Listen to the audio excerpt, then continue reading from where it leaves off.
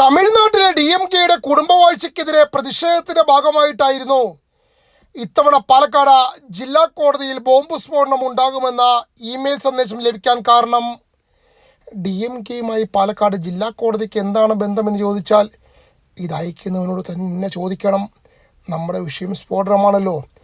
ഇത് ആദ്യമായിട്ടല്ല ഇത്തരത്തിൽ സ്ഫോടന സന്ദേശങ്ങൾ വരുന്നത്. ആദ്യം പാലക്കാട് RD ഓഫീസായിരുന്നു, പിന്നീട് കളക്ട്രേറ്റായി, പിന്നെ എവിടെയോ എന്തൊക്കെയോ. ഇത്രയധികം സ്ഫോടന സന്ദേശങ്ങൾ എത്തിയിട്ടും ഇത് അയച്ചവനെ പിടികൂടാൻ ഇതുവരെയും പോലീസിന് കഴിഞ്ഞിട്ടില്ല. അതുകൊണ്ടാണല്ലോ വീണ്ടും വീണ്ടും ഇങ്ങനെ ഇമെയിൽ വരുന്നത്.